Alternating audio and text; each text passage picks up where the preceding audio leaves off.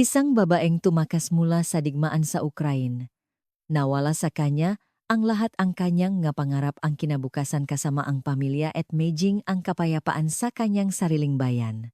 Ngunit makalipas ang 3 taon siya ay magiging isang simbolo na magpapakita nga tradisyonal na siningang Pilipinas sa buong mundo. Mula sa bingit ng kawalan ng pag-asa paano niya napabukatkat ang bulaklak ng pag-asa. Ito ang kwento ng isang babaeng binago ang tadhana sa tulong sining at pusong Pilipino. Ang nga kwento ang pagsisikap ay susubaybayan ang himalang ito. Sa lungsod ng Dnipro sa Ukraine, tinupok na apoy ng digmaan ang kinabukasan ng isang dalaga. Ang kanyang pangalan ay Olena. Pangarap niyang maging isang computer expert at malapit na siyang pumasok sa isang malaking kumpanya. Ngunit ang lahat ng iyon ay naging abo sa isang gabi lamang. Ako si Olena. Ipinanganak at lumaki ako sa ika-9 na palapak ng isang lumang apartment sa Dnipro. Mahirap lang ang aming pamilya ngunit hindi nawawala ang tawanan sa aming tahanan. Ito ay dahil laging pinapatawa ako aking ama si Mikhailo. Ang aking ama ay isang manggagawa sa pabrika. Sa kanyang pag-uwi, mula sa trabaho lagi, siyang pumipitas ng isang maliit na bulaklak parang para sa akin. Olena anak tulad ng bulaklak na ito mamukatkat ka ng maganda kahit saan ka man mapatpat. Ang nga, salitang iyong nang aking ama ang naging gabay ko sa buhay. Ang aking ina naman ay nagtatrabaho sa isang panaderya sa aming lugar. Gumigising siya bago pa sumikat ang araw para magmasang tinapay at umuwi sa gabi. Sa pagkakita, sa pagsisikap ng aking mga magulang, ipinangako ko sa aking sarili balang, araw ako ang magbibigay ng maginhawang buhay sa kanila. Bata pa lang ako mahilig na ako sa mga computer. Tandang-tanda ko pa ang aking kagalakan noong una akong nakahawak ng computer sa computer room lang aming elementarya. Sa tuwing may lumalabas na puting letras sa itim na screen pakiramdam ko ay gumagamit ako ang mahika.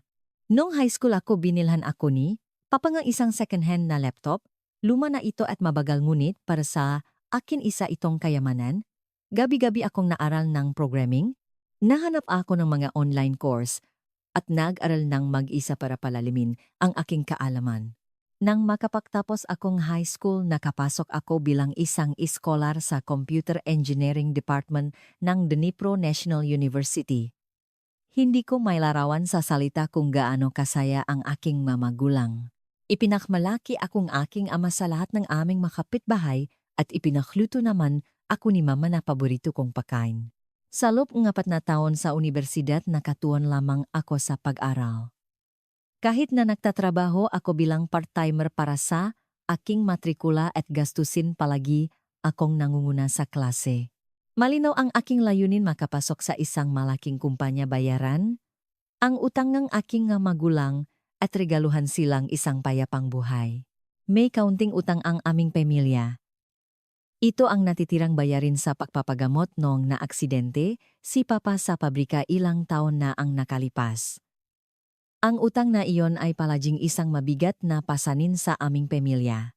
Gabi-gabi kinakalkula ko sa aking isipan. Kapag nakakuha akong trabaho ilalaan ko ang kalahati ng aking sahot sa pagbabayad.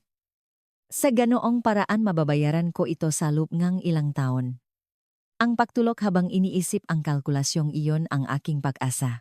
Malapit na akong magtapos at sa wakas dumating ang pagkakataon. Nakatanggap akong liham ng pagtanggap mula sa isang kilalang software development company sa Kyiv. Malinaw ko pa ring naalala ang araw ng aking interview. Pumasok ako sa gusalingang kumpanya na may nanginginig na puso at tumambad sa akin ang isang malinis at modernong opisina. Naisip ko ang aking sarili na nagtatrabaho doon at lumukso ang aking puso sa tuwa. Kinabukasan pagkatapos ng interview, tumawag sila para sabihing tanggap ako. Tumakbo ako papunta sa aking ama para ibalita. Papa, natanggap ako? Natanggap ako sa kumpanya sa Kyiv, mababayaran na natin ang ating utang lumuluha, ang nga mata ni Papa habang mahigpit niya akong niyakap. Magaspang ang kanyang makamay dahil sa trabaho sa pabrika ngunit nang tapikin niya ang aking likod, iyon ang pinakamainit na pakiramdam sa buong mundo. Olena, ikaw ang aking karangalan. Tunay kang isang kahangahangang anak. Dahil sa mga salitang iyon, ipinangako ko sa aking sarili na mas magsisika pa ako. Tahimik ding umiyak sa tuwa ang aking ina. Nasimula na ang paghahanda para sa aking pag-alis. Nahanap ako nga, apartment na upahan sa Kiev at inayos ang mga dokumentong ipinadalang kumpanya. Itinakda na rin ang aking unang araw sa trabaho kaya bumili ako nga isang bagong blusa. Matagal na akong nagtitipid ngunit sa pagkakataong ito gusto kong bigyan ng regalo ang aking sarili. Tumingin ako sa salamin habang suot ang bagong blusa at napangiti. Sa wakas magsisimula na ang aking pangarap. Ngunit napakaikli lamang ng kaligayahang iyon. Ilang araw bago ang aking unang araw sa trabaho, isang madaling araw nagising ako sa isang biglaang pagsabog. Akala ko panaginip lang. Ngunit muling yumanig ang isang malakas na tunog at umuga ang buong gusali. Nang tumingin ako sa labas ng bintana, nakita kong nagliliyap sa pula ang kalangitan. May makapal na itim na usok na umaayat mula sa malayo. Nagmamadaling pumasok si Papa sa aking silid. Olena, pumunta tayo sa basement. Nagsimula na ang digmaan-digmaan. Hindi ako makapaniwala na totoo ang salitang iyon. Nagmadali akong magbihis at sumama sa aking mga magulang pababa sa basement ng apartment. Nandun na ang dos-dos ng makapitbahay. Umiyak ang mabata at nanginginig sa takot ang mga matatanda. Mula umagang iyon binalot ng takot ang buong lungsod. Dos-dos ng beses sa isang araw tumutunog ang sirena ng IRED. Napilitan kaming mamuhay ng palipat-lipat sa pagitan ng basement at ng aming apartment. Nakagulo ang mataw sa mga supermarket para mamili ng pagkain. Mahaba ang pilasa, mabotika. Nakatanggap akong mensahe sa aking cellphone mula sa kumpanya sa Kiev. Ipinagpapaliban ang iyong pagpasok hanggang sa maging stable ang sitwasyon. Nang mabasa ko ang mensaheng iyon, mayroon pa akong pag-asa. Ngunit kinabukasan muling tumawag ang kumpanya. Makakaroon kami ng indefinite shutdown. Sa sandaling mabasa ko ang salitang iyon, napaupo ako sa sahi. Alam kong ang aking pangarap, ang pagkakataong pinahirapan kong makamit ay gumuho sa isang iglap. Bago ko pa man maranasan ang unang araw, sa trabaho nawala na ang lahat. Ngunit may mas malaking problema kaysa sa paguhong aking pangarap. Ito ay tungkol sa aking ama. Ilang taon na siyang may alta presyon. Dahil sa stress ng digmaan, biglang lumala ang kanyang kondisyon. Naging mahirap kahit ang pagkuhang gamot. Puno nga taong nasugatan sa digmaan ang nga ospital. Ang maordinaryong pasyente ay hindi na makatanggap ng mayos na serbisyo. Araw-araw palala ng palala ang itsura ni Papa. Masakit tingnan ang kanyang paghihirap habang hawak ang kanyang dibdib. Isang gabi hinawakan ni Mama ang aking kamay at sinabi, Olena, hindi ba't nasa Poland ang iyong tiyahin, bakit hindi ka pumunta doon? Kahit papaano, ligtas doon. Umiling ako, ayoko mama. Dito lang ako. Dapat makakasama ang pamilya. Ngunit matigas ang desisyon ni mama. Kung nandito ka, hindi kami mapapakali sa pag-alala. Kung alam naming nasa ligtas kang lugar, mapapanatak din ang iyong ama. Sa tuwing naririnig ko ang tunog ng putukan gabi-gabi, kinakain akong kawalangang magawa. Nagsimula kong matanto na kung mananatili ako rito, hindi ako makakatulong sa aking pamilya. Bakus magiging pabigat lamang ako. Sa huli pumayag ako sa pakiusap ng aking pamilya. Nagpasya akong pumunta sa Poland. Habang nag-iimpake, tinitigan ko ng matagal ang bagong blusa na binili ko para sa aking trabaho. Ang blusang iyon na hindi ko man lang naisuot. Ito ang simbolong aking nawawalang pangarap. Inilagay ko ang blusa sa aking bag. Naniniwala akong darating ang araw na may susuot ko rin ito. Sa araw aming paghihiwalay, sinabi sa akin ni Papa Olena, ang malaman lang na nasa ligtas kang lugar ay nabibigay sa akin ng lakas. Tiyakin mong mabubuhay ka at maging masaya ka. Mahigpit kong niyakap si Papa at umiyak. Mula sa kanyang mabisik na amoy ko ang isang pamilyar na halimuyak. Ang amoy ng bulaklak, parang nalagi niyang pinipitas para sa akin. Iyon ang huling sandali ko sa aking mapayapang bayan. Sa daan papuntang istasyon ng tren nakita ko ang maraming manasirang gusali. Ang lugar kung saan dating nakatayo ang panaderya ay kalahati nang gumuho dahil sa pagsabog. Ang gusali ngang aking universidad ay basak lahat ang masalamin. Puno ang makalsada, ngam nga taong umiyak, at mga sasakyang puno nga gamit. Ang puso ko ay puno, ng galit lungkot, at pagkakasala. Bakit ako lang ang alis? Bakit ako lang ang pupunta sa ligtas na lugar? Nang umandar ang tren nakita ko sa bintana ang papalayo at lumalabong tanawing ng Dnipro. Ipinangako ko sa aking sarili babalik ako balang araw. Tiyak na tatayo akong muli sa lupang ito. At sa panahong, iyon siguradong pasasayahin ko ang aking nga magulang. Ngunit noong panahong iyon hindi ko pa alam kung gaano kabigat na pagsubok ang naghihintay sa akin. At na ang maaraw ko sa Poland ang higit na magpapabago sa aking tadhana. Dumating ako sa Warsaw, Poland noong tagsibol. Sa pagtawid sa hangganan namimigay nga, mainit na tsaa at sandwich ang ma-Polish volunteer. May awa sa kanilang, matingin ngunit nagpapasalamat pa rin ako. Paulit-ulit akong nagpasalamat sa kanila. Ngunit ang kabaitang iyon ay panandalian lamang. Sinundo akong aking tiyahin sa istasyon. Naalala ko ang tiyahin na magiliw akong niyakap nung bata pa ako. Ngunit ang mukhang tiyahin na muli kong nakita ay may malalim na bakas ng pagod at bigat ng kaluban. Olena ang laki mo na sabi niya, ngunit walang init sa kanyang boses.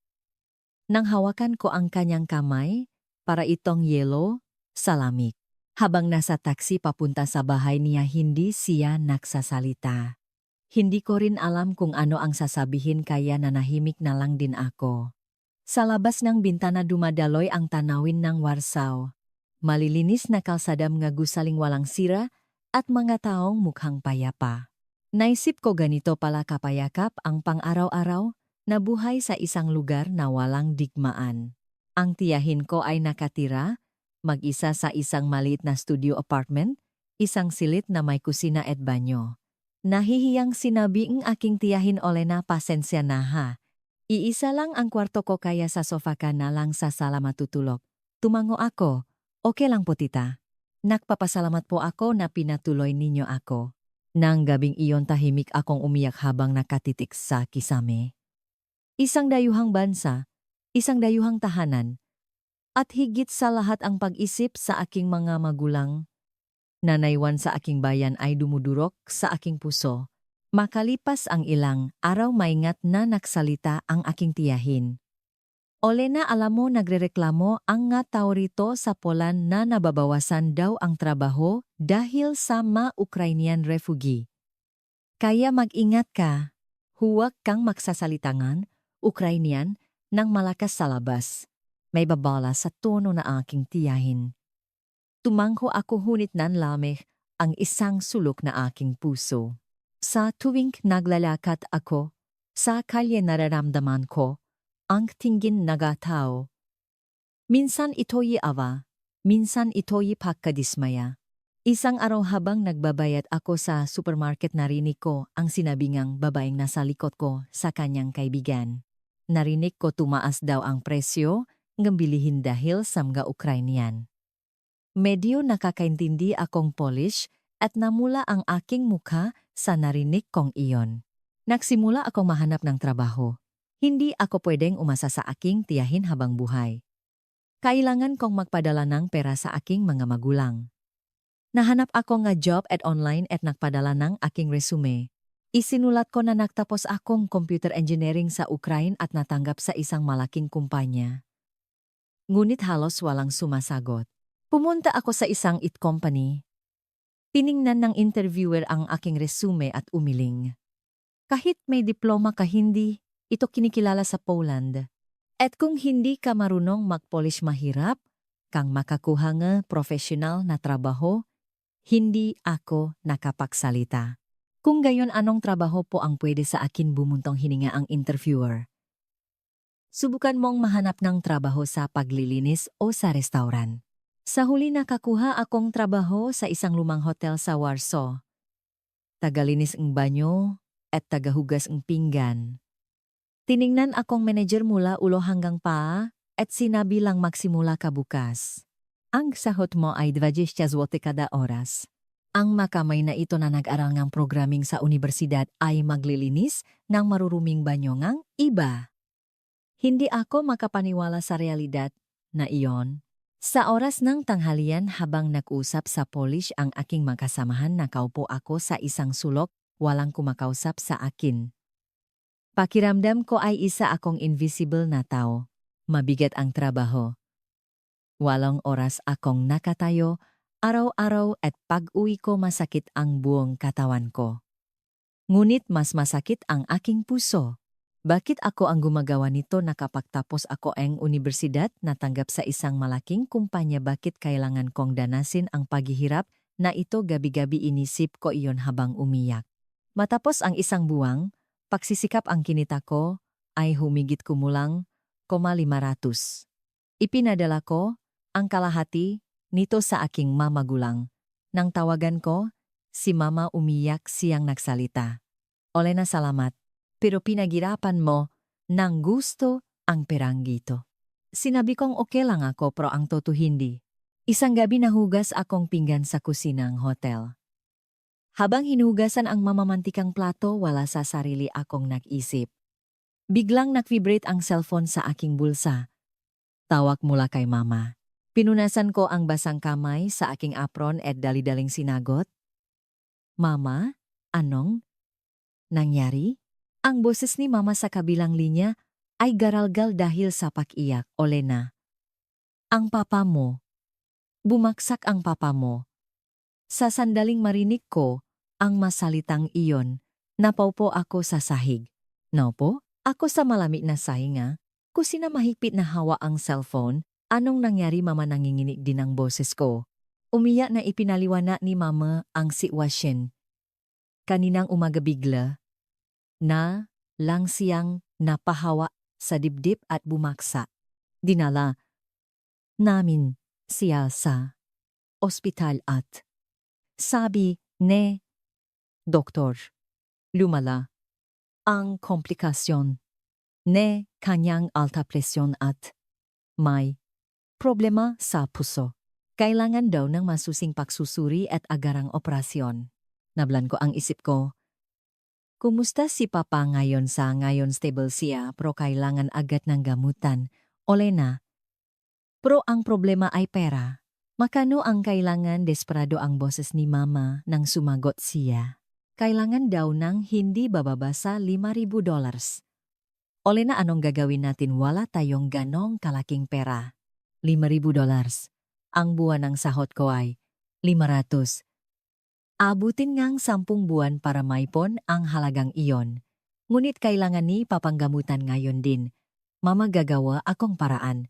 Huwag kang mag-alala. Sinabi ko iyon ngunit sa totoo lang wala akong maisip na paraan. Kinausap ko ang manager para ipaliwanag ang sitwasyon at pinayagan akong umuwi ng maaga. Habang pauwi walang tigil akong nag-isip. Anong gagawin ko? Paano ko makukuha ang ganoong kalaking pramanghiram sa tiyahin ko? Ngunit alam kong kapos din siya. Kukuha ang loan sa bangko. Ngunit, posible ba iyong sa estado kung isang refugee? Pag-uwi ko ipinaliwanag ko ang sitwasyon sa aking tiyahin. Bumuntong hininga siya ng malalim. Olena, pasensya na. Wala rin akong pera? Tumaas na rin ang bilihin ngayon at mahirap din ang buhay ko. Tahimik akong tumango. Naintindihan ko po, tita. Okay lang po. Nang gabing iyon, hindi ako nakatulog. Nakahiga sa kama nakatitig sa kisame walang tigil akong nag-isip. Kinabukasan, pumunta ako sa bangko. Nagtanong ako tungkol sa loan ngunit umiling ang empleyado. Mahirap pong magpautang sa isang refugee. At sa sahod ninyo, nawalan akong pag-asa. Sa sumunod na mga araw sinubukan ko ang lahat ng paraan na maisip ko. Nakakita ako nga at para sa emergency loan online, ngunit lahat ay mukhang scam. Tumawag din ako sa mga organisasyong tumutulong sa mga Ukrainian refugee ngunit sinabi nilang wala rin silang pondo. Wala akong magawa kundi umiyak. Ang katotohanan, wala akong paraan para iligtas si Papa ay nagpahirap sa akin. Araw-araw tumatawag si Mama. Balita niya, palala ng palala ang kalagayan ni Papa. Sabi ng doktor, kailangan na nating magdesisyon agad. Wala na tayong oras. Lalong nagiging desperado ang boses ni Mama. Paulit-ulit kong sinabi sa kanya na maghintay pa ng kaunti ngunit wala na akong magagawa. Nang maramdaman kong wala na talagang pag-asa maingat akong kinausap ng aking tiyahin, Olena. Narinig mo na ba? Ang tungkol sa international marriage, hindi ko agad naintindihan ang sinasabi niya. Tinitigan ako ng aking tiyahin sa mata at tahimik na nagbatuloy. Magpakasal ka sa isang lalaking Pilipino. May mga ahensya para diyan. Nagpatuloy ang aking tiyahin. Kapag nagpakasal ka bibigyan ka raw nila ni malaking halaga. Mga ilang libong dolyar. Walang laman ang isip kong tinitigan ang aking tiyahin. Magpakasal sa isang lalaking hindi ko kilala tila nabasa ang aking tiyahin ang nasa isip ko at tumango, oh. Siyempre hindi ito madaling desisyon, pero may iba pa bang paraan para mailigtas ang iyong ama? Wala akong masabi sa sinabi nga, aking tiyahin. Nang gabing iyon tinitigan ko ang maliit na bulaklak parang na nakadisplay sa aking silid. Lanta na ito. Nalalagas na ang ngadilaw na talulot nito. Tinitigan ko ang bulaklak habang umiyak. Papaanong gagawin ko hindi ko na talaga alam. Ilang araw akong nag-isip. International marriage. Paulit-ulit na umalingaw-ngaw ang masalitang iyon sa aking isipan. Imposibleng magpakasal sa isang lalaking hindi ko pa nakikita, pero nag-aago buhay si Papa. At wala akong pera. Talaga bang wala ng ibang paraan? Nahanap ng aking tiyahin ang contact number ng ahensya. Nanginginig ang kamay kong tinawagan ang numerong iyon. Ang babaeng sumagot ay nagsalita sa matatas na Polish. Interesado po ba kayong magpakasal sa isang lalaking Pilipino? Opo. Kailangan ko po ngang pera agad.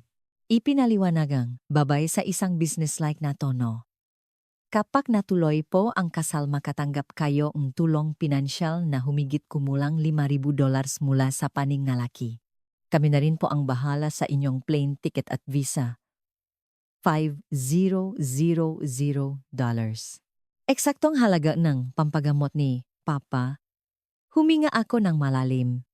Ano po ang kailangan kong gawin? Una, ipadala ninyo ang inyong profile.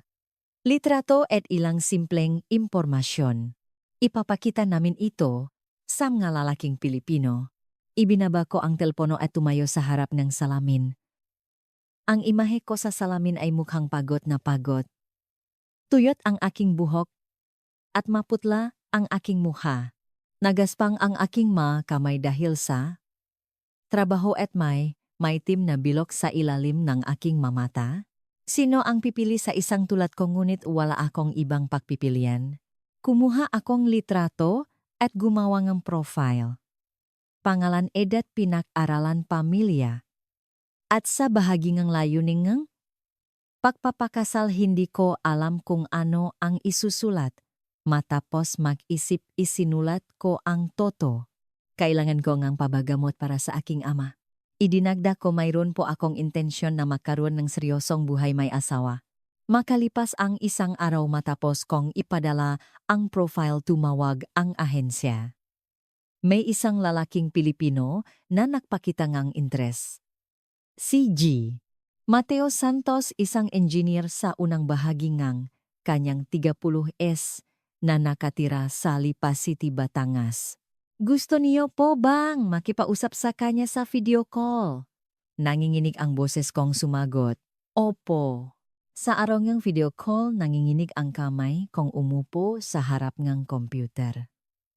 Lumitaw sa screen ang isang lalaki. Si Mateo Santos. Mukha siyang isang matapat na lalaki. Nakasalamin siya at may bahagyang nahihiyang ngiti.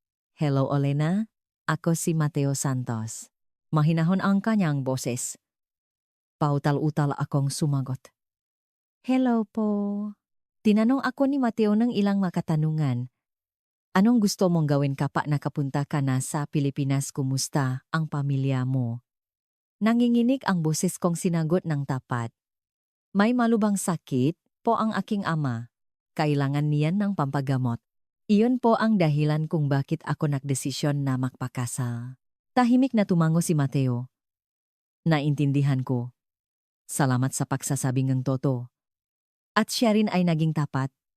Sasabihin ko na rin po ang totoo.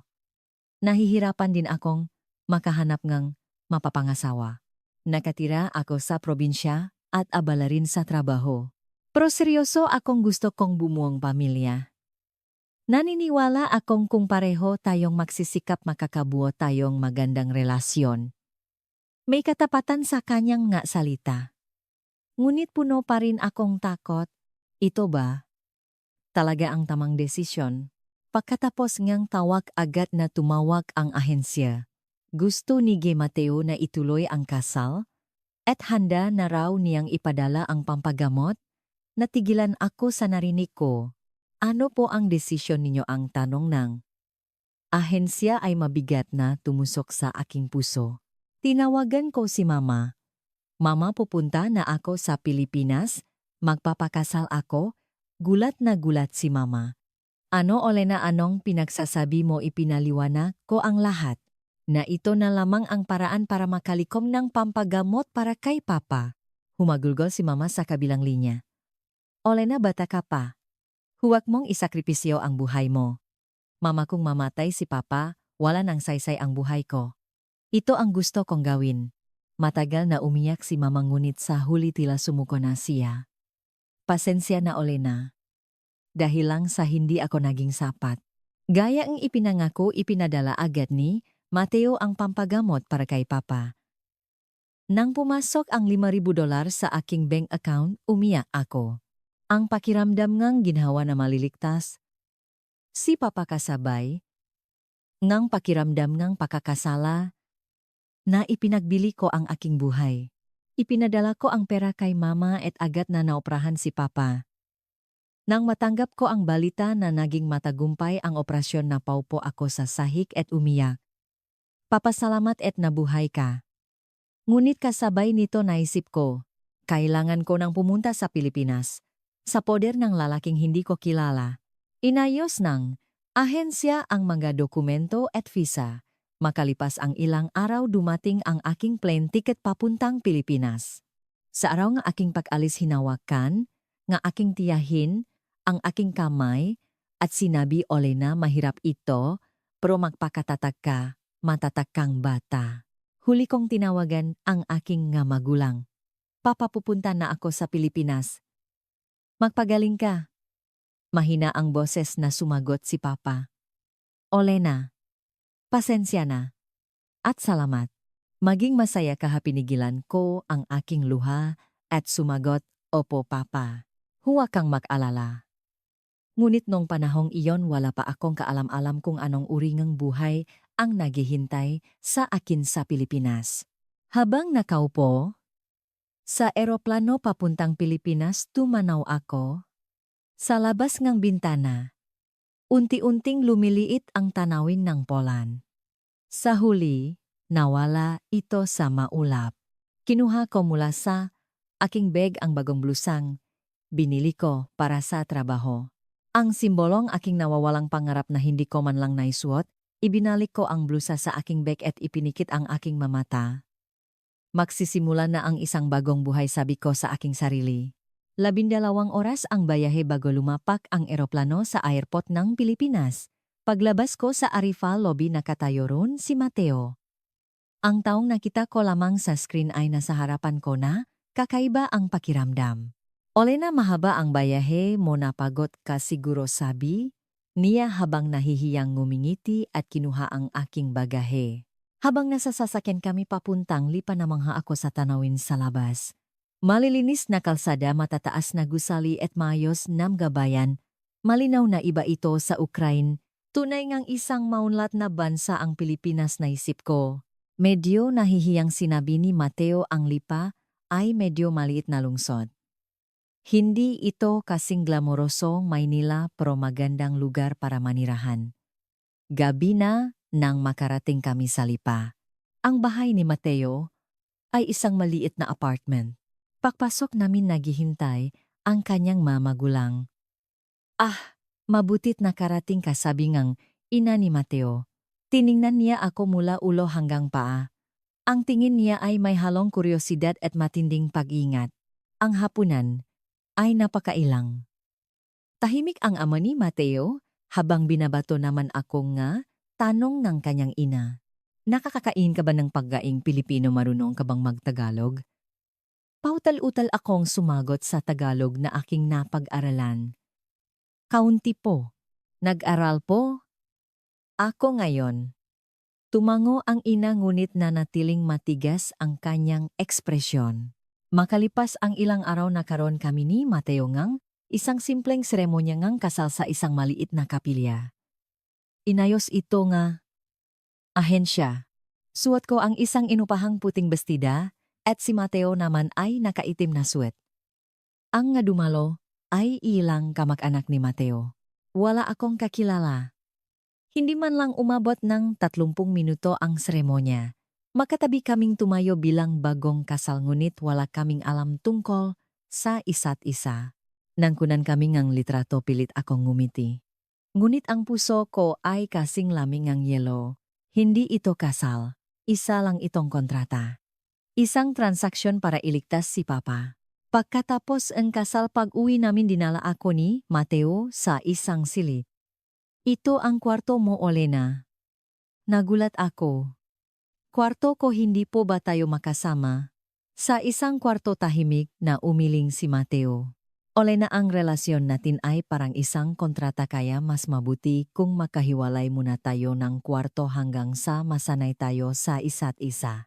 Sa mga salitang iyon nakaramdam akong ginhawa ngunit kasabay nito isang di may paliwanag na kalungkutan. Isinara ko ang pintong kwarto at nang mag-isa na napaupo ako sa kama. Malinis at maayos ang silid. Ngunit hindi ito ang aking tahanan. Isa lamang akong dayuhan. Nang gabing iyon niyakap ko ang unan at umiyak ng walang tuno. Papaano ang ginagawa ko ngayon? Mag-isang buwan na ang nakalipas simula nang magsimula ang buhay ko sa Pilipinas. Tinawag ako ng aking biyenan. Olena, pwede mo ba akong tulungan sa aming karinderya? Tumango ako. Opo, siyempre. Ang aking mabiyenan ay may maliit na karinderya sa Lupngang Lipa City. Si Mateo ay pumapasok sa kanyang trabaho at ako naman ay sumama sa aking biyenan. Ang karinderya ay isang maliit at lumang tindahan na nakatago sa isang eskinita. Sa kusina may malaking mesa at magagamit na halatang luma na. Sa kainan may 5 mesa lamang, ngunit lahat ay makintap sa linis. Punong pagmamalaki ang ekspresyon ng aking biyenan nang ipaliwanag niya sa akin, ako ang magluluto, ikaw ang bahala sa pagsisilbi at paglilinis. Hindi naman mahirap yan. Ngunit sa mga unang araw napakahirap. Dahil hirap ako sa Tagalog, halos hindi ko maintindihan ang nga utos nga aking biyenan. Maging ang nga customer ay napapangiwi sa aking pautal-utal na Tagalog. Isang customer ang hayagang nagreklamo. Ano ba yan, dayuhan ang nagtatrabaho? Namula ang aking mukha at yumuko na lamang ako. Ang tingin ng aking biyenan ay kasing lamig ng yelo. Sa tuwing makakamali ako, malalim siyang bumubuntong hininga. Olena, bilisan mo. Pinaghihintay mo ang mga customer.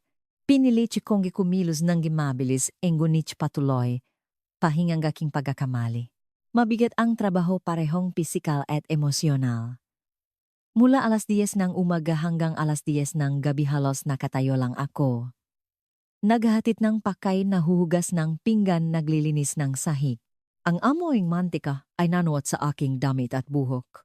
Pag-uwi ko, amoy kusina ang buong katawan ko. Gabi-gabi akong umiyak habang naliligo.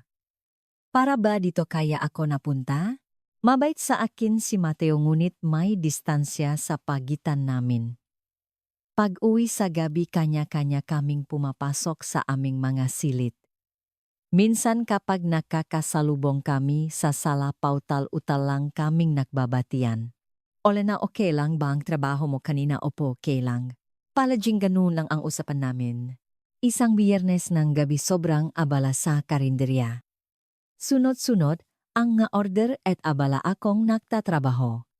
Biglang may pumasok na isang lasing na customer. Sakto, namang may kinukuha ang aking biyanan sa bodega. Malakas na sinabi ang customer, "Hoy, 2 order ng Bicol Express." Nanginginig ang boses kong sumagot. Opo. Ngunit hindi ko narinig ng malinaw ang mabilis niyang Tagalog. Hindi ko alam kung 2 o 1 ang sinabi niya. Nasabi ko sa kusina na isang order lang. Makalipas ang 30 minuto galit na sumiga ang customer. Hoy, 1 pa lang ang dumarating, 2 ang in-order ko, nagpanik ako at walang tigil na humingi ng tawad. Ngunit hindi humupa ang galit ng customer. Ano ba? Tong lugar na to nagimamadali. Ako bilisan yo magluto pa kayo ng giza. Sa pagkakataong iyon bumalik mula sa bodega ang aking biyenan at nang makita ang sitwasyon matalim niya akong tiningnan. Ole na pakinggan mong mabuti, ang order malamig at tila patalim ang boses ng aking biyenan. Malalim akong yumuko. Pasensya na po. Mag-ingat na po ako. Pakaalis ng customer malalim na bumuntong hininga ang aking biyenan. Ole na mag-aral ka ng Tagalog ng seryoso. Masisira ang negosyo natin nito. Pumunta ako sa isang sulok ng kusina at pinigilan ang aking luha. Bakit hindi ako magtagumpay sa kahit anong gawin ko nakapagtapos? Akong universidad dapat magiging computer expert ako, bakit naging ganito ako? Kawalang silbi nilamon akong along ng pagkamuhi sa sarili. Nang gabing iyon pagiga ko sa kamasa aking silit na isip ko habang nakatitik sa kisame. Ito na ba ang katapusan ng buhay ko? Ganito na lang ba ako habang buhay? Ngunit buhay si Papa. Iyon na lamang ang tanging nagpapalakas sa akin. Makalipas ang ilang araw muli akong nakamali. Nakamali ako sa pagsulat na address para sa delivery at sobrang na-delay ito. Sa pagkakataong ito hindi na itinago ng aking biyenan ang kanyang galit. Ole na, tama na yan, mawawalan tayo ang tiwala ang customer. Paulit-ulit akong huminging tawad ngunit lalong sumimangot ang aking biyenan. Gabi-gabi bago matulog iniisip ko, hanggang kailan magtatagal ang buhay na ito? May magagawa pa ba ako rito? Ngunit wala akong ibang pagpipilian kundi magtiis. Ang unang 3 buwan ko sa Pilipinas ay parang impyerno. Nag-isa ako. Sa lugar na ito ako ay isang ganap na dayuhan. Sa gabing iyon ng kahihiyan mag-isa akong nagliligpit matapos magsara ang tindahan. Sa tahimik na karinderya habang nagpupunas ng sahig halos mayak ako sa aking kaawa-awang kalagayan. Ngunit tila walang pakialam sa akin ang aking biyenan. Minamadali niya ako sa trabaho at hindi may tago ang pagkainis sa aking pautal-utal na Tagalog. Ole na, bilisan mo, pinaghihintay mo ang nga customer. Ang masalitang iyon ay malalim na sumugat sa aking puso. Isang araw tahimik akong naghahanda ng mga sangkap gaya nati. Bigla hindi ko namalayan ginawa kung palamuti ang mga kerot para sa atsara. Ito ay isang bagay na itinuro sa akin ni mama nung bata pa ako. Ang karunungan ng aking ina na nanais na maging maganda ang hapagkainan kahit gaano kahirap. Tila may nag-udyok sa akin na gawing hugis bulaklak ang maninipis na hiwangang kerot. Medyo hawi ito sa bulaklak parang na pinipitas nun ni Papa para sa akin. Nang matapos ang palamuti, medyo human ang aking pakiramdam. Sa sandaling iyon narinig ko ang boses ng aking biyenan sa aking likuran. Ole na, ikaw ba ang? Natigilan ako. Naku, mapapagalitan na naman ako. Baka isipin niyang pinaglalaruan ko ang ngasangkap. Nakmadali akong itaho, ito ngunit huli na ang lahat. Lumapit ang aking biyenan at tinitigan ang karot na bulaklak. Gamit ang matalim, niyang mamata na laging nakahanap, ng pagkakamali, hinintay ko ang masasakit na salitang sasabihin niya.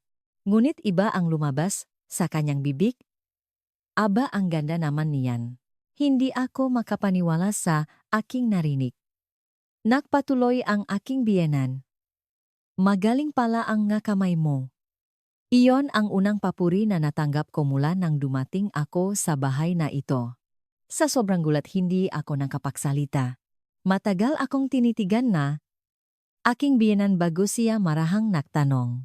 Hoy, Olena bago ka, pumunta rito sa Pilipinas may pangarap. Kabang gumamit ng iyong makamay. Dahil sa tanong na iyon halos tumulo ang aking luha. Yumuko ako. Pangarap po gusto ko po sanang maging computer expert. Pero nawala po lahat dahil sa digmaan. Hindi na nagtanong pa ang aking biyenan. Unit simula sa araw na iyon naramdaman kong medyo lumambot ang kanyang pakikitungo. Mahigpit pa rin siya ngunit nawala na ang dating lamig. Nang gabing iyon pagbalik ko sa aking silid tumingin ako sa salamin. Ang imahe ko sa salamin ay amoy mantika at pagod, ngunit hindi ako pwedeng sumuko para kay Papa. At para balang araw, muli kong mahanap ang aking pangarap. Kailangan kong magtiis, sabi ko sa aking sarili. Makalipas ang ilang araw tahimik akong kinausap ng aking biyenan. Olena, interesado ka ba sa sining ng pag-ayos ng bulaklak? Hindi ko naintindihan ang ibig niyang sabihin. Ano po iyon, tumango ang aking biyenan? Ang tradisyonal na sining ng Pilipinas sa pag-ayos ng bulaklak. Bigla kong naalala nung makita ko kung gaano kagaling ang iyong makamay. Nagpatuloy siya, may klase raw sa malapit na cultural center. Kung interesado ka bakit hindi mo subukang tingnan? Ang suhestiyon ay biglaan at tila hindi totoo. Sa karinderyang ito, naamoy mantika pag-ayos ng bulaklak. Tila isang salita mula sa ibang mundo ang umalingaw-ngaw sa aking puso. Nang gabing iyon hinanap ko sa internet ang tungkol sa floral arrangement. Ang lumitaw sa screen ay mga larawan ng mga kayusang nakamamangha sa ganda. Iba't ibang kulay ngang bulaklak na may perpektong pagkakatugma sa gitna ng katahimikan. Habang tinitingnan ko ito, biglang bumilis ang tibok nga aking puso. Naalala ko ang maliit na bulaklak parang na pinipitas ni Papa. Tulad ng bulaklak na ito mamukatkat ka, nang maganda kahit saan ka man mapatpat. Umalingaw-ngaw sa aking tainga ang makasalita ni Papa. Kinausap ko si Mateo. Mateo, gusto kong subukang mag-aral ngang pag-ayos ng bulaklak. Medyo nagulat si Mateo. Talaga maganda yan? Tutulungan kita. At makalipas ang ilang araw nahanap si Mateo ngang impormasyon tungkol sa Cultural Center. Siya na rin ang tahimik na nagbayad ng registrasyon fee. Sa unang araw ang klase kinakabahan ako. Halos lahat sa klase ay mapilipina. Walang dayuhang tulad ko. Nang makita akong guro ngumiti siya at sinalubong ako. Welcome, narinig ko galing ka raw sa Ukraine. Maligayang pagdating. Dahil sa mga salitang iyon medyo gumaan ang aking loop. Ang klase ay tunay na masaya. Ang pahawak sa mabulaklak at pagpapalabas na kanilang ganda ay nagbigay sa akin ng bagong kagalakan. Hindi lang ito basta paglalagay ng bulaklak sa florera. Ito ay pagpilinga, sanga pag-ayos na, magadahon at pag-isip sa pagkakatugma sa espasyo. Naramdaman ko na bawat proseso ay may malalim na pilosopiya. Ibang-iba ito sa maingay na trabaho sa karinderya. Ang oras na ginugugol ko kasama ang mga bulaklak sa gitnang katahimikan ay unti-unting nagilom sa aking sugatang puso. Sa simula medyo mahirap ngunit naging abala ako rito. Tinitingnan ng guro ang aking ngagawa at pinupuri ako. Olena, tunay na kahanga-hanga ang galing ng iyong nga kamay. At higit sa lahat ang mabulaklak na inaayos mo ay may kaluluwa. Nang marinig ko ang mga salitang iyon, tumulo ang luha sa aking mga mata. Ang pakiramdam na sa wakas ay may kumilala sa akin. Ang sandali na natanto kong mayroon din pala akong kayang gawin. Sa sumunod na 6 na buwan pinagsabay ko ang trabaho sa karinderya at ang pag-aral sa klase. Araw-araw ay abala ngunit masaya. Ang pag-ayos ng bulaklak ay naging aking alif at nagbigay sa akin ng bagong pangarap. Baka pwede ko rin gawing trabaho ang pag-ayos ng bulaklak.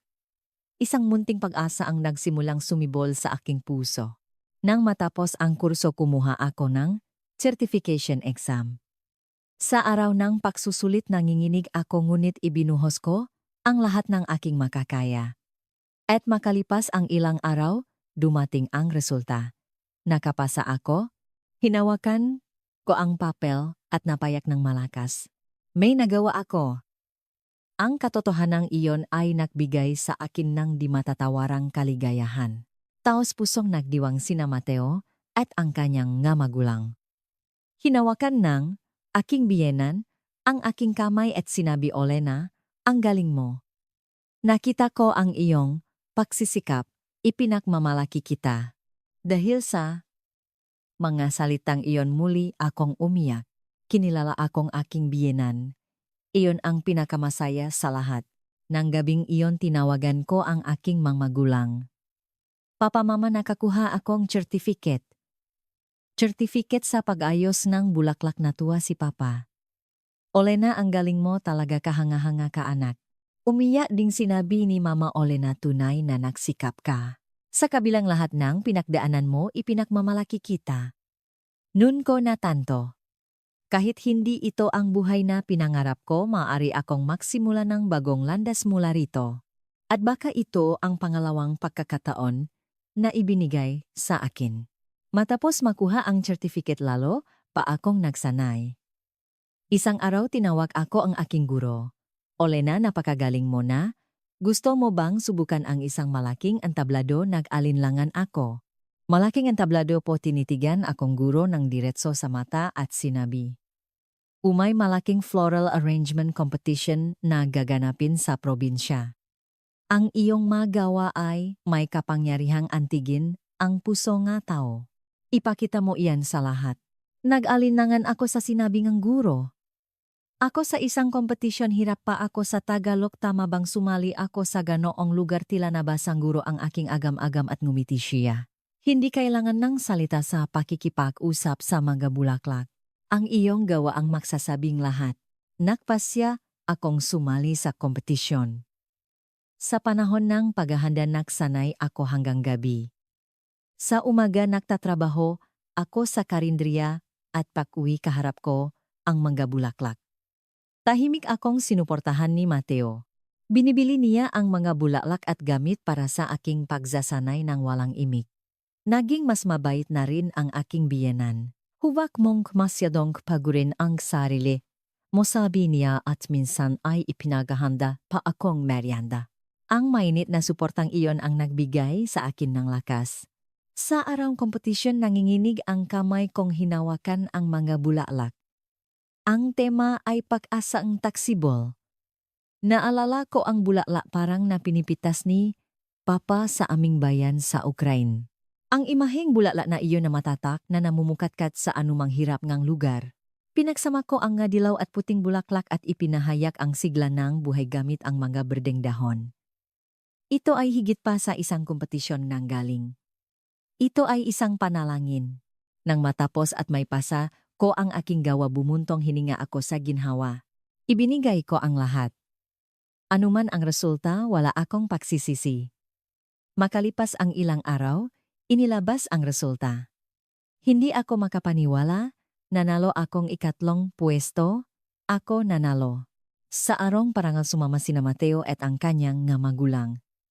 Nang umakyat ako sa entablado para tanggapin ang sertipiko, pumalakpak si Mateo. At ang aking biyenan ay tahimik na lumuluha. Nang bumaba ako mula sa entablado at lumapit sa aking biyenan, mahigpit niya akong niyakap. Olena, ang galing-galing mo. Sa sandaling iyon, unang beses kong naramdaman na ang lugar na ito ay tunay kong tahanan. Ang balitang aking pagkapanalo ay umabot din sa aking guro. Tinawag niya ako at sinabi, Olena, congratulations. Pero alam mo ba, may mas malaki pang pagkakataon. Hindi ako makapaniwala sa narinig ko. Mas malaking pagkakataon, excited na nagpatuloy ang guro. May International Floral Arrangement Competition nagaganapin sa Paris, France. Gusto mo bang sumali bilang kinatawan ng Pilipinas-Paris International Competition? Masyadong malaki ang masalitang iyon para agad kong maintindihan. Ako po bilang kinatawan ni Pilipinas, matatak na tumango ang guro. o ang iyong talento ay kayang makipagsabayan sa buong mundo, ipakita mo sa lahat ang kwentong nakapalop sa iyong nga bulaklak. Napakaganda ng alok na iyon.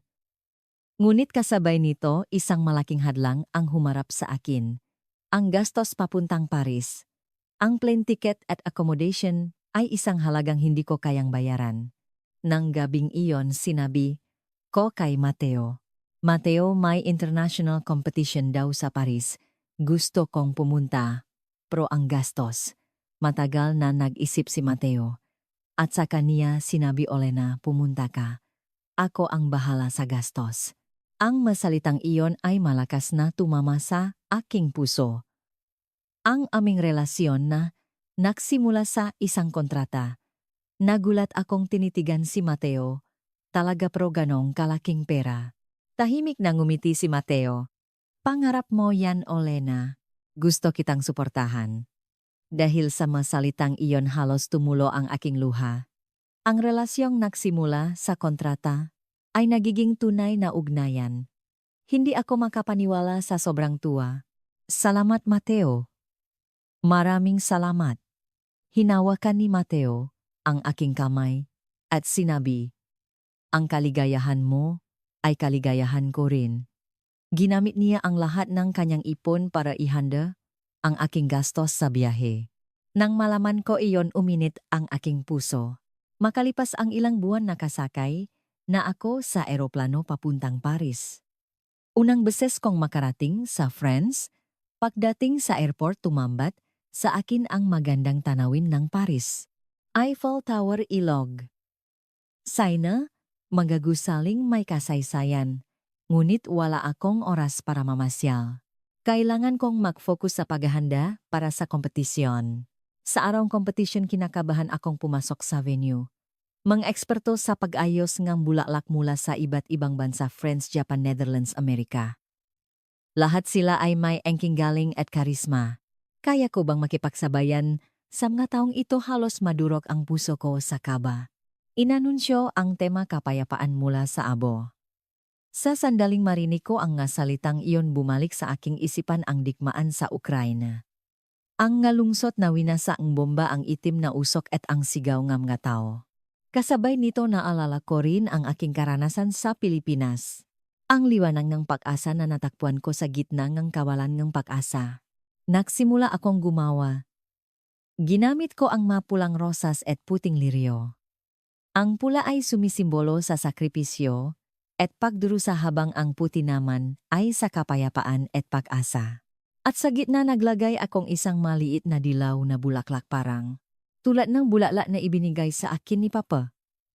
Ito ang aking panalangin na sa gitna ng anumang kawalan ng pag-asa, laging may pag-asa.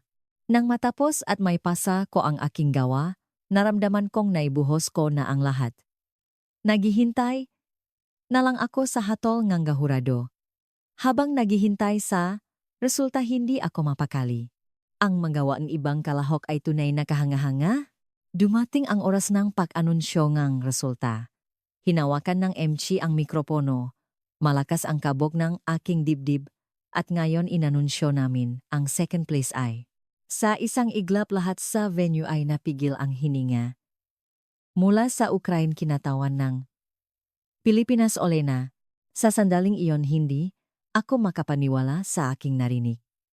Ako pangalawa, sa international competition hindi ka panipaniwala. Mula sa audience umalingaw-ngaw ang malakas na palakpakan. Umiyak akong gumakyat sa entablado. Ang lahat ng nawala sa akin sa Ukraine ang paghihirap sa Poland, ang pagsisikap mabuhay sa Pilipinas, lahat ng sandaling iyon ay parang isang pelikulang dumaan sa aking isipan. At ngayon nakatayo ako sa entablado ng mundo. Sa aking acceptance speech nanginginig ang boses kong nagsalita.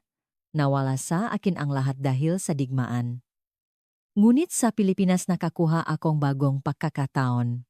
Taos puso akong nagpapasalamat sa aking asawa at sa kanyang pamilya na sumuporta sa akin. At inaalay ko ang parangal na ito sa lahat ng taong nagdurusa dahil sa digmaan. Muling umaling-aw-ngaw ang malakas na palakpakan mula sa audience. Habang nasa eroplano pabalik ng Pilipinas, paulit-ulit kong hinaplos ang tropeo. Totoo ba ito nanalo ako sa isang international competition? At naisip ko baka hindi patapos ang buhay ko bakus ay nagsisimula pa lang sa bansang ito sa Pilipinas. Pagkauwi ko mula sa Paris muling nagbago ng malaki ang aking buhay. Ang pagkapanalo ko sa international competition ay ibinalita sa media sa Pilipinas. Ang Cinderelang Ukranyana kagandahang Pilipino sa mundo, ganung mga headline ang naglalarawan sa aking kwento. Biglang may mga tawag akong natatanggap mula sa iba't ibang lugar. Isa na rito ay mula sa isang napakakilalang hotel sa Maynila. Isang tawag mula sa isang sikat na flower shop sa loob ng hotel na iyon. Nang sagutin ko ang tawag, hindi ako makapaniwala. Si Miss, ole na po ba ito, gusto po sana naming alukin kayo ng trabaho sa aming shop. Siyempre bibigyan po namin kayo ng pinakamagandang offer. Dahil sa mga salitang iyon, malaki ang pag-alinlangan sa aking puso. Magtrabaho sa isang kilalang hotel sa Maynila, iba ito sa pangarap kong maging computer expert.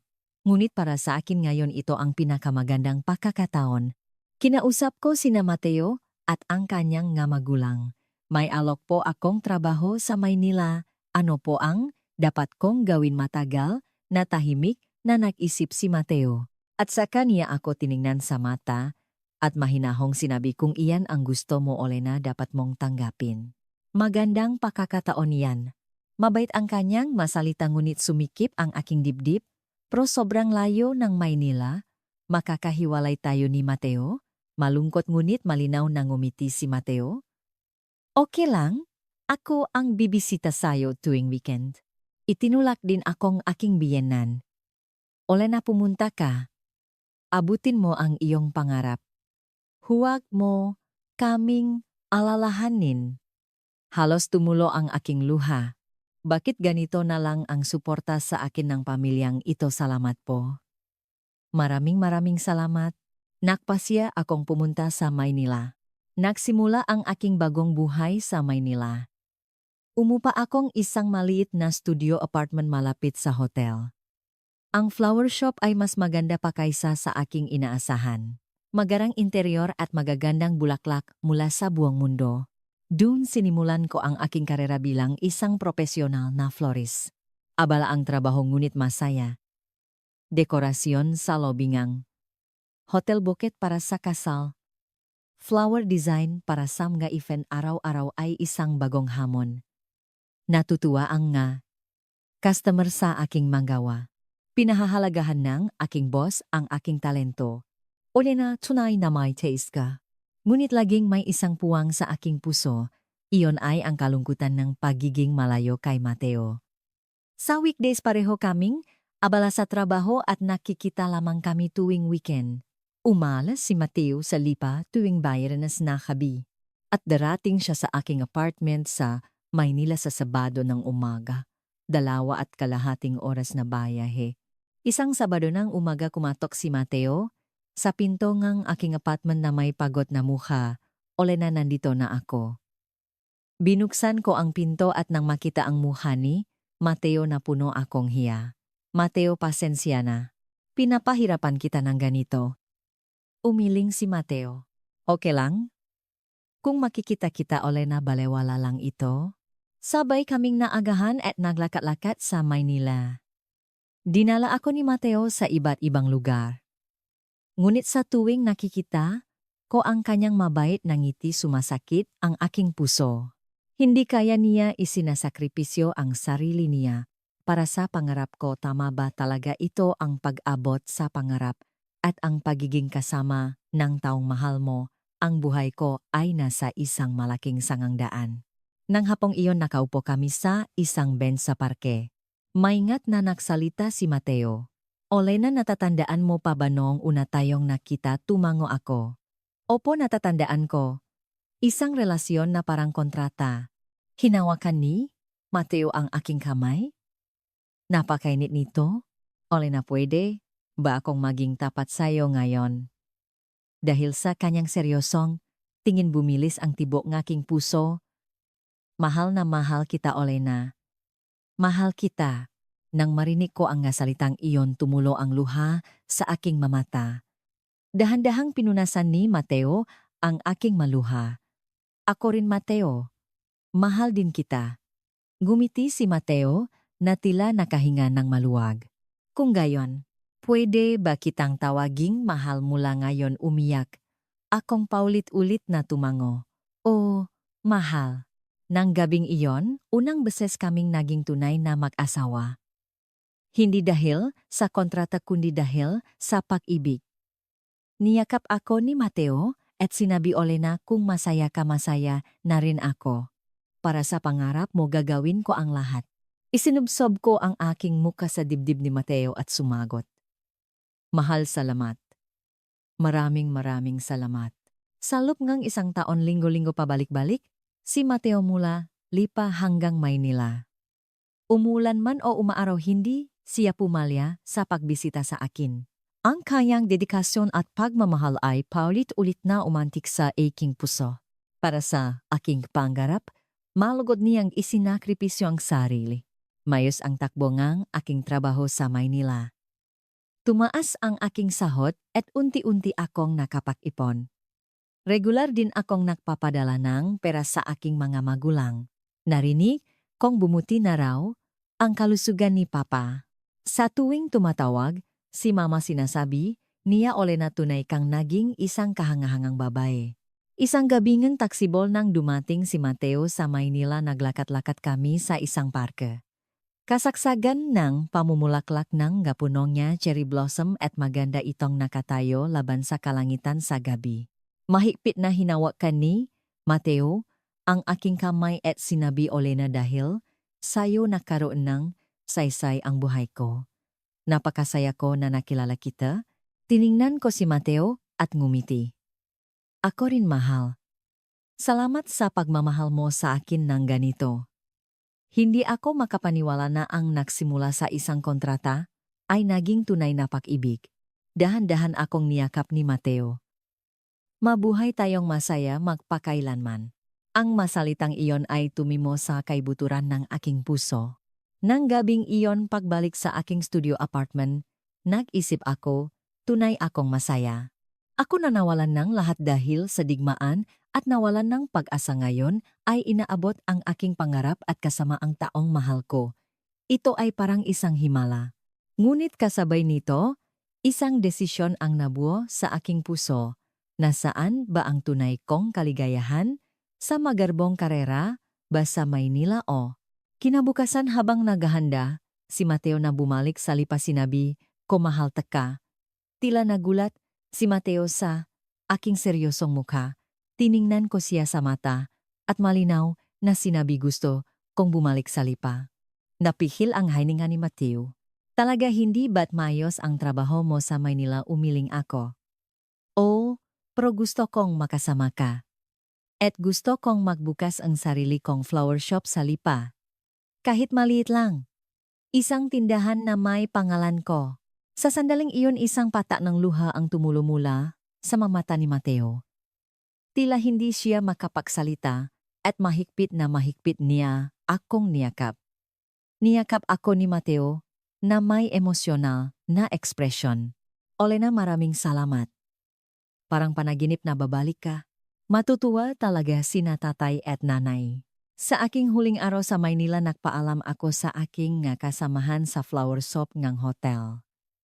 Nalungkot sila sa aking pag-alis ngunit kasabay nito binati nila ako. Olena siguradong magtatagumpay ka rin sa Lipa malalim akong tumango at nagpasalamat. Pagbalik ko sa Lipa malugot akong sinalubong ang aking mabiyenan. Lalo na ang aking biyenan hinawakan niya ang aking kamay at lumuha. Olena mabutit bumalik ka. Namiss ka talaga namin. Dahil sa mainit na salitang iyon, aking biyenan tumulo rin ang aking luha. Ang biyenan na dati kasing lamig ng yelo ay parang tunay ko ng ina ngayon. Umupa ako ng isang maliit na pwesto sa loop ng Lipa City. Tinulungan ako ni na Mateo at ng kanyang mamagulang at gamit ang parang naipon ko inayos namin ang interior. Pinangalanan kong Bulaklak ni Olena ang tindahan. Ito ang unang tindahan na may pangalan ko. Nang ikabit ang signboard na puno ng tuwa ang aking puso. Tunay ngang may sarili na akong tindahan. Buong puso kong inihanda ang pagbubukas. Bumili ako nga, sariwang bulaklak at nilinis at pinalamutian ang tindahan. Hindi lang ito trabaho, ito ang aking pangarap. Sa umaga nga, pagbubukas nagdala nga bulaklak sina Mateo at ang kanyang mga magulang bilang pagbati. Dumating din ang aking guro sa pag-ayos ng bulaklak. Olena, congratulations, para na rin akong nanalo. Sa simula hindi gaanong marami ang customer. Isang maliit na bayan at isang flower shop na pag-aringang isang dayuhan. Tila may pag-alinlangan ang nga tao. Ngunit hindi ako sumuko. Bawat bouquet ay ginawa ko ng buong puso. Bawat customer ay tinrato ko ng mabuti. Unti-unting kumalat ang balita. Ang ganda talaga ng nga bulaklak sa bulaklak ni Olena. Dayuhan ang may-ari, pro magaling talaga. Isa-isang dumami ang aking mga customer. Nagsimula na ring pumasok ang mga order para sa wedding bouquet. Marami na rin akong ginawang birthday bouquet. Isang araw sinabi nga isang regular na customer, Olena, kapag tinitingnan ko ang iyong mga bulaklak ramdam ko ang puso. Nagiging masaya ako. Ngumiti ako sa mga salitang iyon. Maraming salamat po. Sa tuwing nag-ayos po ako ng bulaklak, lagi kong isinasama ang pagmamahal. Nang maging stable na ang tindahan, nagpasya ako. Iimbitahan ko ang aking nga magulang mula sa Ukraine dito sa Pilipinas. 3 taon na ang nakalipas mula nang iwan ko ang aking bayan. Hinawakan ko ang telepono at nanginginig ang daliri kong tumawag. Sa kabilang linya, narinig ko ang pamilyar na boses ni Mama. Huminga ako ng malalim at sinabi, Mama, Papa, iimbitahan ko kayo dito sa Pilipinas. Narinig ko ang pagpigil ng hininga ni Mama sa kabilang linya. Ito ang tuno na nagudyat sa pagsisimula ng bagong kabanata sa aking buhay. Habang naghihintay sa aking mga magulang sa airport, halos mabaliw ang tibok ng aking puso. Muling pakikita pagkatapos ng 3 taon. Hindi ko na alam kung matagal ba iyon o mabilis. Sa wakas bumukas ang pinto nga, arrival gate. At nakita ko ang imaheng aking ama na naka-wheelchair. Si Mama ang nagtutulak nito. Papa, Mama, sigaw ko habang tumatakbo papalapit sa kanila. Sobrang payat na ni Papa. Ngunit, sa kanyang mamata may tiyak na liwanag ng buhay. Olena, anak ko. Hinaplos ni Papa ang aking mukha gamit ang nanginginig na kamay. Walang imik na umiyak, si Mama at mahigpit akong niyakap. Ang init na iyon ay hindi nagbago mula 3 taon na ang nakalipas.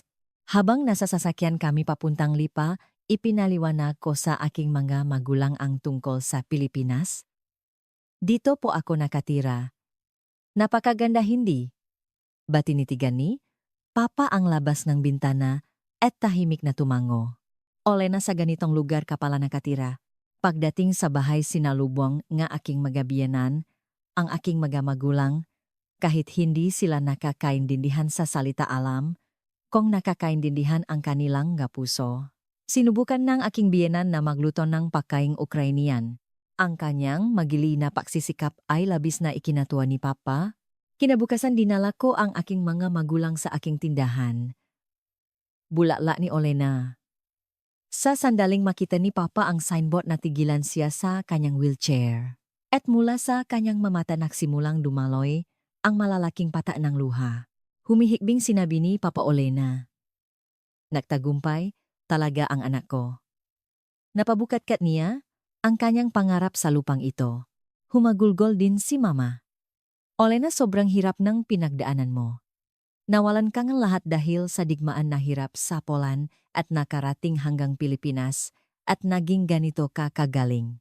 Niyakap ko ang aking mamagulang at sinabi, Papa, Mama, nakarating ako rito dahil sa inyo. Ang pagnanais na tulungan si Papa ang nagdala sa akin dito. Pumasok kami sa tindahan at ipinakita ko kay Papa ang aking magawa. Dahan-dahang hinaplos ni Papa ang bawat bulaklak habang nakangiti. Olena, natatandaan mo pa ba ang bulaklak parang na pinipitas ko para sayo noong bata ka? Umiyak akong tumango. Opo, Papa. Ang bulaklak na iyon ang nagbigay sa aking ang pangarap. Mahigpit na hinawakan ni Papa ang aking kamay. Olena, pasensya na. At salamat. Alam kong isinakripisyo mo ang iyong sarili para iligtas ako. Ngunit napakasaya kung makita kang namumuhay ng masaya. Umiyak akong sumagot. Papa, masaya po ako. Tunay na masaya. Ang mga salitang iyon ay sigaw mula sa aking puso. Ang bansang ito, ang Pilipinas, na nagligtas sa akin mula sa bingit ng kawalan ng pag-asa, at ang pamilyang ito na nagmahal at sumuporta sa akin, lahat ng iyon ay aking kayamanan. Isang buwan na natili ang aking mga magulang sa Pilipinas. Dinala sila ni Mateo sa iba't ibang lugar. Buong pusong inasikaso sila ngang aking mga biyenan. Sa araw kanilang pauwi, sinabi sa akin ni Papa sa airport, Olena, napakabuting na pangasawa mo. Maging masaya ka ha. Pagkatapos kong ihatid ang aking mga magulang, nakaramdam ako ngang kalungkutan.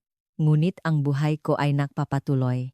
At sa lupang ito ngang Pilipinas, isang mas malaking himala pa ang naghihintay sa akin. Matapos bumalik ang aking mga magulang, nagpatuloy ang aking pang-araw-araw na buhay, lalo kong ibinuhos ang aking passion sa pamamahalangang flower shop. Patuloy na dumami ang mga customer at naging matagumpay ang tindahan. Ngunit 2 taon na ang nakalipas mula nang dumating ako sa Pilipinas, isang araw nakaramdam ako ngang pagbabago sa aking katawan. Tuwing umaga nasusuka ako at buong araw ay matamlay ang aking katawan. Akala ko pagod lang. Ngunit araw-araw lumalala ang sintomas. Nag-alalang sinabi ni Mateo, Olena, mas mabuting magpatingin ka na sa doktor. Tumango ako at pumunta sa isang malapit na ospital. Pagkatapos ang pagsusuring, ngumiti ang doktor at sinabi sa akin, congratulations, 8 weeks pregnant ka na. Sa sandaling marinig ko ang nasalitang iyon, parang tumigil ang oras. At tumulo ang luha mula sa aking mga mata. Talaga po, buntis po ako? Marahang tumango ang doktor. Opo, malusok na lumalaki ang baby sa loob na iyong sinapupunan. Hinawakan ko ang aking tiyan. May bagong buhay dito. Isang di kapanipaniwalang kagalakan ang bumalot sa aking buong katawan. Hindi ko malilimutan ang sandaling iulat ko ito kay Mateo pag-uwi. Nang marinig niya ang aking sinabi, natulala siya sandali, at sa sumunod na sandali binuhat niya ako. Olena, totoo ba magkakaroon na tayo ng baby? Umiyak. Then ang makamata ni Mateo. Umiyak. Akong tumawa. Oh, mahal. Magiging tatay at nanay na tayo? Makayakap kaming nagbahagi ng aming kagalakan. Sobrang saya rin ng aking mabiyenan. Lalo na ang aking biyenan, hinawakan niya ang aking kamay at sinabi, Olena, congratulations. Makakaroon na tayo ng apo. Niyakap ko ang aking biyenan at paulit-ulit na nagpasalamat. Nang tawagan ko ang aking mamagulang sa Ukraine, humagulgol si Mama sa kabilang linya. Olena, totoo ba magiging ina ka na? Nang makuha ni Papa ang telpono, nanginginig ang boses niyang sinabi, Olena, congratulations. Manganak ka ngang isang malusok na sanggol.